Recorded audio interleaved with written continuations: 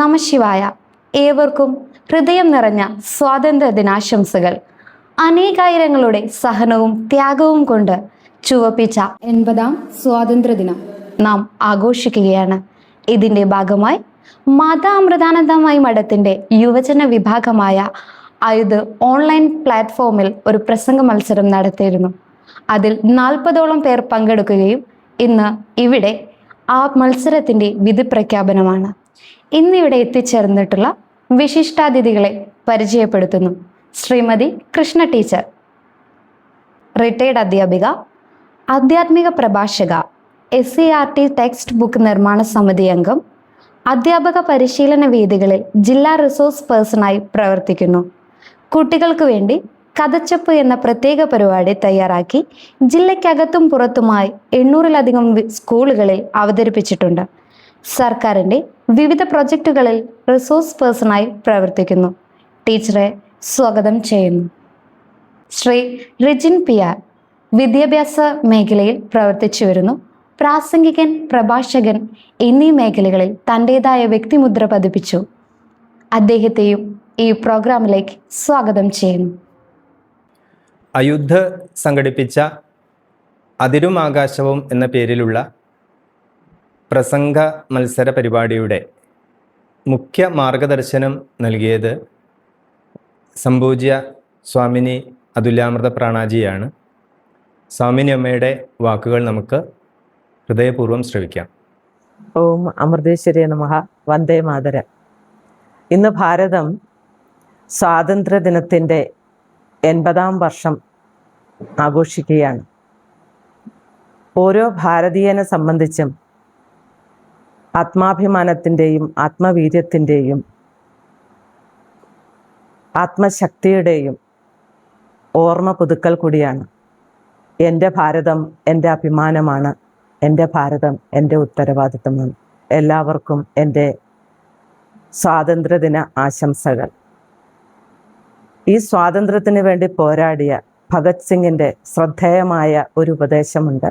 യൗവനം എന്നത് ശരീരത്തിൻ്റെ പ്രായമല്ല, ആശയങ്ങളുടെ തീയാണ് എന്ന്. അതിനെ നെഞ്ചേറ്റിക്കൊണ്ട് തന്നെ എല്ലാ പ്രായത്തിലുള്ളവർക്കും ഒരു മിനിറ്റിൽ സംസാരിക്കുന്ന സ്വാതന്ത്ര്യത്തിൻ്റെ അതിരും ആകാശവും എന്ന വിഷയത്തെപ്പറ്റി സ്പീച്ച് വെച്ചിട്ടുണ്ടായിരുന്നു. അതിൽ എല്ലാവരും അവരുടെ കാഴ്ചപ്പാടിൽ നിന്നുകൊണ്ട് തന്നെ ഒരു ആശയത്തിൻ്റെ തീയായി മാറി എന്നുള്ളതാണ് ഏറ്റവും വലിയൊരു ശ്രദ്ധേയം. ഒരു മിനിറ്റിൽ അവർക്ക് പറയാനുള്ളത് അവർ വ്യക്തമായ ധാരണയോടുകൂടി ആർജവത്തോടുകൂടി അവർ പറഞ്ഞു എന്നുള്ളത് കൊണ്ട് തന്നെ ഇതിൽ പങ്കെടുത്ത എല്ലാവരും തന്നെ വിജയികളായിട്ട് ഞാൻ പ്രഖ്യാപിക്കുകയാണ്. സത്യത്തിൽ സ്വാതന്ത്ര്യത്തിന് അതിരുകൾ വേണമോ, സ്വാതന്ത്ര്യത്തിന് ആകാശത്തോളം ഉയരാൻ പറ്റുമോ എന്നുള്ളതാണ് ഇവിടെ ശ്രദ്ധേയമായ വിഷയം. എന്നാൽ അമ്മ പറയുന്നൊരു കാര്യമുണ്ട്. റോഡിന് ഒരു നിയമമുണ്ട്, ട്രാഫിക് നിയമം. അതനുസരിച്ച് വണ്ടി ഓടിച്ചാൽ നമ്മളും മറ്റുള്ളവരും സുരക്ഷിതരാണ് എന്ന്. ഇന്നത്തെ കാലത്തെ യുവാക്കളെ, സമൂഹത്തെ ഒന്ന് നോക്കുക. മൂല്യങ്ങളെ കാറ്റിൽ പറത്തിക്കൊണ്ട് ദിശാബോധമില്ലാതെ തന്നിഷ്ടം പോലെ ജീവിക്കുന്ന ഒരു ജനതയാണ് നമ്മുടെ മുന്നിലുള്ളത്. സത്യത്തിൽ മൂല്യങ്ങളുടെ, ധാർമ്മികതയുടെ ഒരു അതിര് വേണ്ടേ? നന്മയുടെ ആശയങ്ങൾ ആകാശത്തോളം ഉയരണ്ടേ? ഇതാണ് അയുദ്ധ അംഗങ്ങൾ മുന്നോട്ട് വയ്ക്കുന്ന ആശയം. മൂല്യബോധത്തോടു കൂടിയിട്ടുള്ള യുവാക്കളാണ് ഭാരതത്തിൻ്റെ സമ്പത്ത് എന്ന് ഓർമ്മിപ്പിച്ചുകൊണ്ട് തന്നെ ഈ വിഷയത്തെ സംസാരിച്ച എല്ലാവർക്കും എൻ്റെ അഭിനന്ദനങ്ങൾ. ഇതുപോലെയുള്ള പ്ലാറ്റ്ഫോമിൽ നിന്നുകൊണ്ട് തന്നെ നമുക്ക് ലോകത്തിന് വേണ്ടി, സമാജത്തിന് വേണ്ടി എന്ത് ചെയ്യാം എന്ന് ആലോചിക്കേണ്ട സമയം, നല്ല തീരുമാനങ്ങൾ എടുക്കാനുള്ള സമയം ആഗതമായിരിക്കുന്നു. നമുക്ക് ഒന്നിക്കാം, ഒരുമിക്കാം, രാഷ്ട്രത്തിൻ്റെ നല്ല ഭാവിക്ക് വേണ്ടി പ്രയത്നിക്കാം. അതിന് അമ്മയുടെ കൃപ എല്ലാവർക്കും ഉണ്ടാവട്ടെ എന്ന് പ്രാർത്ഥിച്ചുകൊണ്ട് എൻ്റെ വാക്കുകൾ സമർപ്പിക്കുന്നു. ഓം അമൃതേശ്വരി നമഃ. വന്ദേ മാതരം. നമ്മുടെ പ്രസംഗ മത്സരത്തിന്റെ വിഷയം സ്വാതന്ത്ര്യത്തിന്റെ അതിരും ആകാശവും എന്നതാണല്ലോ. ഒരു ഭാരതീയ പൗരൻ എന്ന നിലയിൽ താങ്കൾ എങ്ങനെ ഈ ചോദ്യത്തെ നോക്കിക്കാണുന്നു? ഈ വിഷയം വളരെ മനോഹരമായിട്ടുള്ളൊരു വിഷയമാണ്. അതിരും ആകാശവും. നമ്മൾ ഒറ്റ വാക്കിൽ അതിൻ്റെ ഒരു ഉത്തരത്തിലേക്ക് വരികയാണെങ്കിൽ നമുക്ക് എത്രത്തോളം സ്വാതന്ത്ര്യത്തിൻ്റെ പരിധി, നമുക്കൊരാൾക്ക് സ്വാതന്ത്ര്യം ഉപയോഗിക്കുവാനുള്ള ഒരു പരിധി എത്രത്തോളം ഉണ്ട്, അതോടൊപ്പം തന്നെ അദ്ദേഹത്തിൻ്റെ സ്വാതന്ത്ര്യത്തിൻ്റെ അനന്തമായ വഹായസിലേക്ക് പറന്നു ചേരുവാനുള്ള അനന്തത എത്രത്തോളം ഉണ്ട്. ഇങ്ങനെ രണ്ട് കാര്യങ്ങളാണ് ഒറ്റ വാക്കിൽ പറയുകയാണെങ്കിൽ. ഇതിനെ വേറൊരു രീതിയിൽ പറയാനാണ് ഞാൻ ആഗ്രഹിക്കുന്നത്. രാജ്യം, രാഷ്ട്രം രണ്ടും രണ്ട് വാക്കുകളാണ്, പക്ഷെ നമ്മൾ സമാനമായ അർത്ഥത്തിലാണ് അത് ഉപയോഗിച്ച് കാണാറുള്ളത്. രണ്ടിനും രണ്ട് അർത്ഥതലങ്ങളുണ്ട്. രാജ്യം എന്ന് പറയുന്നത് ഭൂമിശാസ്ത്രപരമായ അതിർത്തിക്കുള്ളിലുള്ള ഒരു പ്രദേശമാണ്. രാഷ്ട്രം എന്ന് പറയുന്നത് കേവലം ഭൂമിശാസ്ത്രപരമല്ല, അത് ഒരു സാംസ്കാരിക ധാര കൊണ്ട് ഒരുമിപ്പിച്ചിട്ടുള്ള ഒരു ജനസമൂഹത്തെ വിളിക്കുന്ന പേരാണ് രാഷ്ട്രമെന്ന്. അതിനെ ഏകോപിപ്പിക്കുന്നത് അവിടുത്തെ സംസ്കാരമാണ്. ഭാരതത്തെ സംബന്ധിച്ചിടത്തോളം ഇവിടുത്തെ സംസ്കാരം എന്നത് പറയുന്നത് അനാദികാലമായിട്ട് അനേകം ആളുകളുടെ, മഹാത്മാക്കളുടെ അനുഭവങ്ങളിലൂടെ സ്ഫുടം ചെയ്തെടുത്ത ഒരു സംസ്കാരമാണ്. അതിൻ്റെ പേര് സനാതന ധർമ്മം. സനാതന ധർമ്മമാണ് യഥാർത്ഥത്തിൽ സ്വാതന്ത്ര്യ സമരത്തിൻ്റെ പ്രചോദനമായിട്ട് നിന്നിട്ടുള്ള വസ്തുത. ഏത് സ്വാതന്ത്ര്യ സമരമായാലും, നമ്മളിപ്പോൾ സ്വാതന്ത്ര്യ സമരം എന്ന് പറയുന്നത് ബ്രിട്ടീഷുകാരിൽ നിന്നും നമ്മൾ നേടിയ സ്വാതന്ത്ര്യമാണ്. അതിനു മുമ്പും വൈദേശികമായ ശക്തികളോട് നമ്മുടെ രാഷ്ട്രം പൊരുതിയിട്ടുണ്ട്. അപ്പോഴെല്ലാം അവർക്ക് പ്രചോദനമായി നിന്നിട്ടുള്ളത് സനാതന സംസ്കാരമാണ്.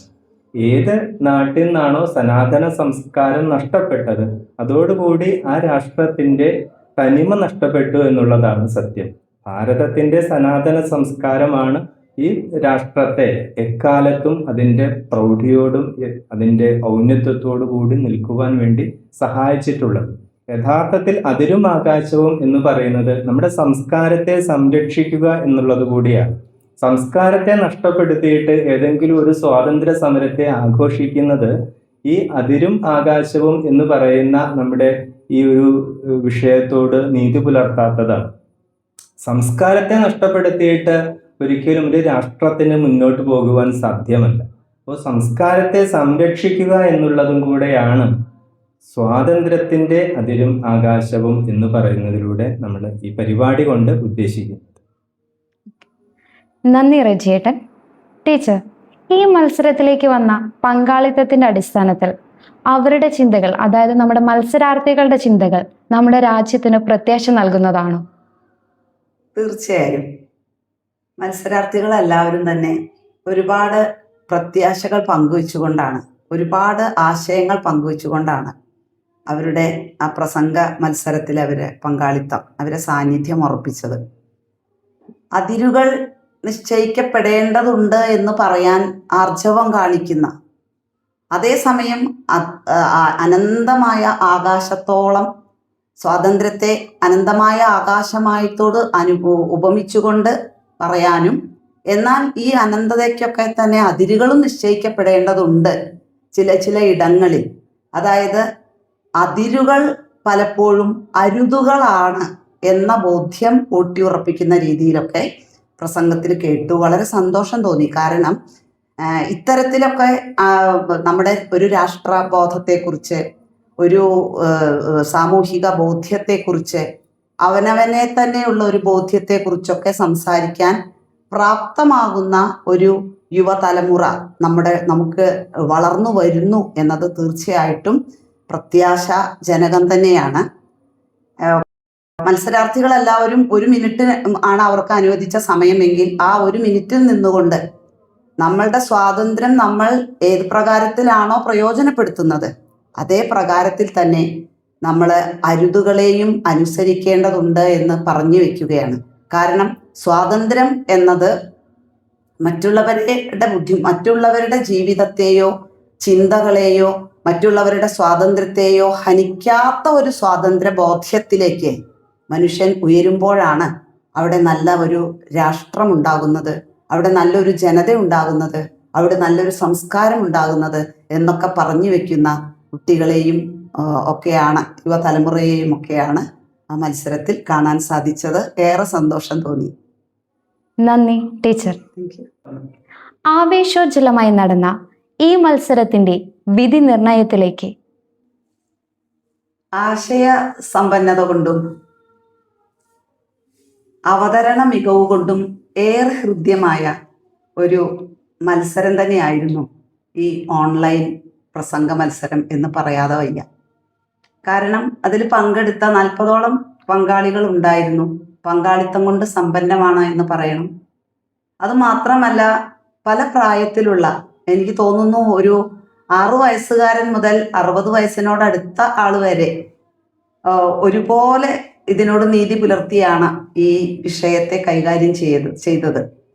അപ്പോൾ ഈ അനന്തമായ ആകാശത്തെക്കുറിച്ചും അതിരുകളെക്കുറിച്ചുമൊക്കെ സംസാരിക്കാൻ എല്ലാവരും വളരെ ഒരു മിനിറ്റാണ് അവസരം കൊടുത്തിട്ടുണ്ടായിരുന്നത്. ഈ ഒരു മിനിറ്റിൽ നിന്നുകൊണ്ട് ഈ വിഷയത്തെക്കുറിച്ച്, അതിരുകളെക്കുറിച്ചും പറയണം, ആകാശത്തെക്കുറിച്ചും പറയണം. അത് എന്തിൽ നിന്നുകൊണ്ട്? സ്വാതന്ത്ര്യത്തിൻ്റെ വിഷയത്തെക്കുറിച്ച്. വളരെ ഗഹനമായ ഒരു വിഷയമായിരുന്നു. കുട്ടികളും വലിയ ആളുകളാണെങ്കിലും എല്ലാവരും കൈകാര്യം ചെയ്തത്. എല്ലാ മത്സരാർത്ഥികളും വളരെ ഗംഭീരമായിട്ടാണ് ഇതിൽ പങ്കെടുത്തത് എന്ന് പറയേണ്ടിയിരിക്കുന്നു. കാരണം ആശയ സമ്പന്നത ഉണ്ടായിരുന്നു, അവതരണ മികവുണ്ടായിരുന്നു. ഇതൊക്കെയാണ് പരിഗണിക്കുന്നത്. നമ്മളൊരു മത്സരത്തിൽ പരിഗണിക്കുന്ന ഘടകങ്ങളാണ്. അതുപോലെ തന്നെ അവരുടെ ബോഡി ലാംഗ്വേജ്, ശരീരഭാഷ, അതുപോലെ ഈ കാര്യത്തെ എങ്ങനെ എക്സ്പ്രസ് ചെയ്യുന്നു എന്നുള്ളത്. പിന്നെ ചിലതൊക്കെ നോക്കി വായിക്കുന്ന ഒരു രീതി ചെറുതായിട്ട് ശ്രദ്ധയിൽപ്പെട്ടു. നോക്കി വായിച്ചതും അബദ്ധമുണ്ട് എന്ന് പറയുകയല്ല, എങ്കിൽ പോലും മത്സരത്തിൽ കണ്ട ഒരു കാര്യം ശ്രദ്ധയിൽപ്പെടുത്തി എന്നേ ഉള്ളൂ.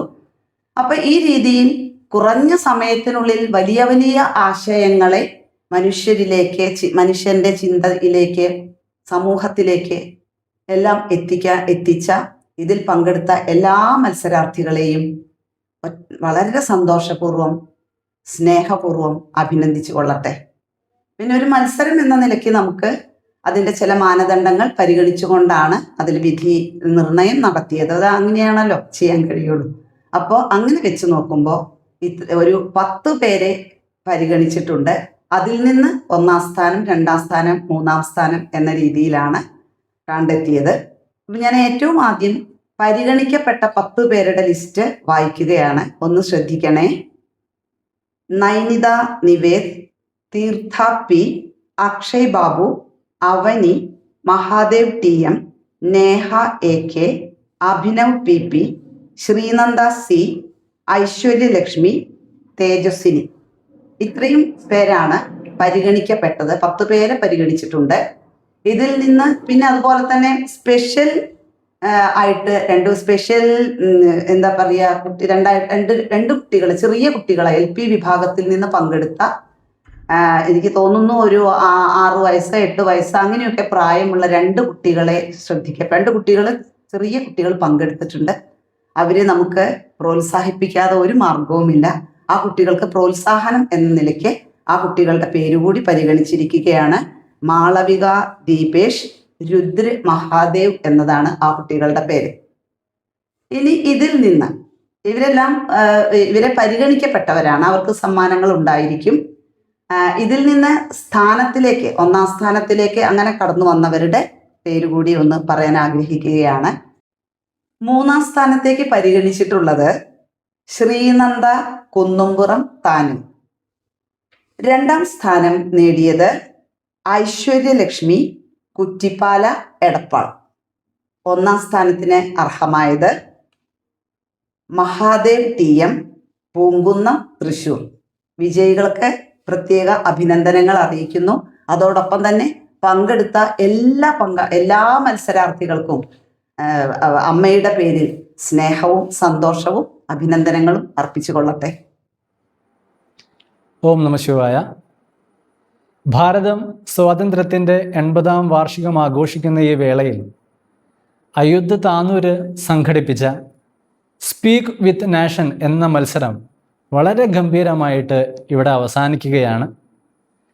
ഈ മത്സരത്തിൻ്റെ ഭാഗമായി പങ്കെടുത്ത എല്ലാ പാർട്ടിസിപ്പൻസിനും, വിജയികൾക്കും സ്നേഹവും സന്തോഷവും ആദ്യം തന്നെ അറിയിക്കുകയാണ്. കൂടാതെ വിധി നിർണയത്തിലൂടെ വിജയിച്ചവർക്ക് ക്യാഷ് പ്രൈസുകൾ, വിവിധ പ്രോത്സാഹന സമ്മാനങ്ങൾ, പങ്കെടുത്ത എല്ലാ പാർട്ടിസിപ്പൻസിനും സ്പീക്ക് വിത്ത് നേഷൻ എന്ന മത്സരവുമായി ബന്ധപ്പെട്ട സർട്ടിഫിക്കറ്റുകളും സോഷ്യൽ മീഡിയ പേജുകളിലേക്ക് വരുന്നതായിരിക്കും. കൂടാതെ ഈ ഒരു പ്രോഗ്രാം വളരെ ഗംഭീരമായിട്ട് അവസാനിക്കാൻ അമ്മയുടെ കൃപ കൊണ്ട് സാധിച്ചു എന്നുള്ളതാണ് സത്യം. അതുപോലെ തന്നെ നമ്മുടെ ഈ പ്രോഗ്രാമിൽ ഒപ്പം നിന്നുകൊണ്ട് മാർഗനിർദ്ദേശങ്ങൾ തന്നത് പൂജനീയ സ്വാമിനി അമ്മ അതുല്യാമൃതപ്രാണ അമ്മയ്ക്ക് അയുദ്ധ ഓർഗനൈസേഷൻ്റെ പേരിലും ഞങ്ങളുടെ എല്ലാവരുടെ പേരിലും നന്ദി രേഖപ്പെടുത്തുന്നു. കൂടാതെ പങ്കാളിത്തം എന്ന പ്രധാനപ്പെട്ട ഒരു ഭാഗമുള്ളത് കൊണ്ടാണ് ഇന്ന് സോഷ്യൽ മീഡിയയിൽ ഇത്തരത്തിലൊരു പ്രോഗ്രാം നമുക്ക് കണ്ടക്ട് ചെയ്യാൻ പറ്റിയത്. അതുകൊണ്ട് ഇതിൽ പങ്കെടുത്തതും ഷെയർ ചെയ്തതുമായിട്ടുള്ള എല്ലാവർക്കും നന്ദി രേഖപ്പെടുത്തുന്നു. കൂടാതെ ഇത്തരത്തിൽ ധർമ്മപ്രചാരണ രീതികളിലുള്ള പ്രവർത്തനങ്ങൾ കാഴ്ചവെക്കുവാനും ഇത്തരത്തിലുള്ള കോമ്പറ്റീഷൻസ് നടത്തുവാനും സോഷ്യൽ മീഡിയ പേജുകളിലും അല്ലാതെയും നമ്മൾ വരുന്നതായിരിക്കും. അതിനു വേണ്ടിയിട്ടുള്ള കൃപയും പ്രാർത്ഥനയും എല്ലാം നിങ്ങളുടെ ഭാഗത്തു നിന്നുകൂടി വേണമെന്ന് മാത്രം പ്രാർത്ഥിച്ചുകൊണ്ട് നിർത്തുന്നു. നന്ദി, നമസ്കാരം.